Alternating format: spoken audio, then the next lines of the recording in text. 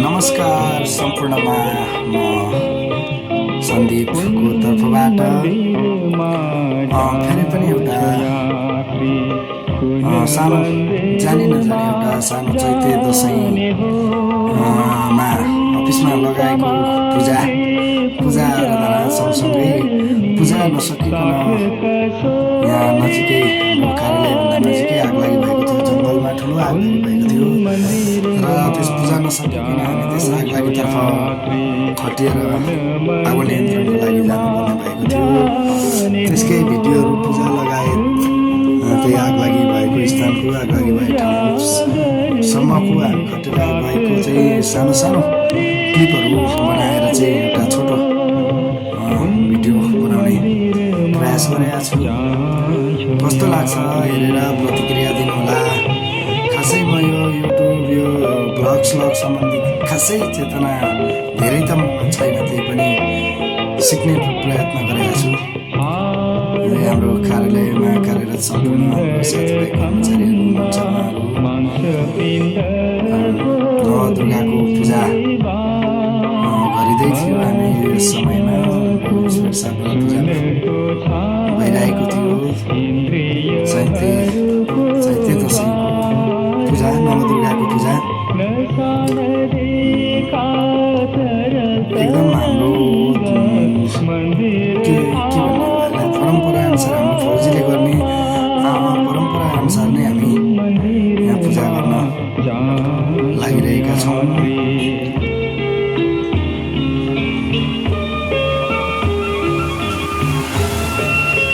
हाम्रो कार्यालय कम्पाउन्डभित्र रहेको मन्दिर कार्यालय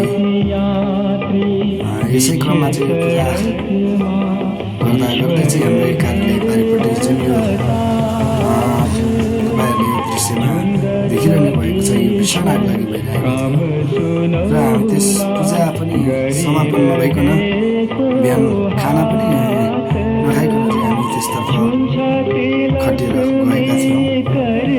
हाम्रो सैसाफको कमानमा कमल खटवाल सैसाफको कमानमा चाहिँ हामी त्यस आग लागि भएको जङ्गलतर्फ चाहिँ खटेर गएका थियौँ। यस्तै हो, जनताको सेवा गर्नकै निम्ति हामीले यस संस्थामा चाहिँ आबद्ध भएको भन्छु म चाहिँ। सर्वप्रथम त जनताको सेवा नै हो हाम्रो लागि सबैभन्दा ठुलो कुरा। कुनै पनि जनधनको क्षति नहोस् भन्नको लागि चाहिँ हामी भोक प्यास सबै बिर्सेर चाहिँ हामी त्यस जङ्गलतर्फ लागेका थियौँ र त्यहाँ आगो नियन्त्रणको लागि हाम्रो एपिएफ टिमहरू पनि आउनुभएको थियो, आर्मीको टिमहरू पनि आउनु भएको थियो, स्थानीय जनप्रतिनिधिहरू स्थानीयहरू पनि हुनुहुन्थ्यो। त्यस्तो ठुलो भीषण आग लागि भएको थियो। हामी गएर चाहिँ त्यहाँ आगो नियन्त्रणको प्रयास अझैसम्मको प्रयासहरू गरेका थियौँ। हामीले सबै थकाइ लागेर चाहिँ विश्राम गरिरहनु भएको छ। यहाँ निकै ठुलो क्षेत्रफलमा फैलेको थियो त्यो आगो चाहिँ। त्यो अहिलेसम्म पनि आज 2 दिन भइसक्यो, अहिलेसम्म पनि नियन्त्रणमा त आएको छैन। जङ्गलमा लागेको आगोहरू पुरा सुक्खा पातपतिहरू सुकेको भएकोले नियन्त्रणमा लिन धेरै नै समस्या भएको थियो। तर जनताको घर धन जनको क्षति हुनबाट चाहिँ जोगाउन हामी सफल भएका थियौँ। बेलुका साँझ परिसकेको छ, घाम लागिसकेको थियो। त्यसपछि हामी फिर्किने तयारीमा चाहिँ सबैजना एकै ठाउँ बसेका थियौँ।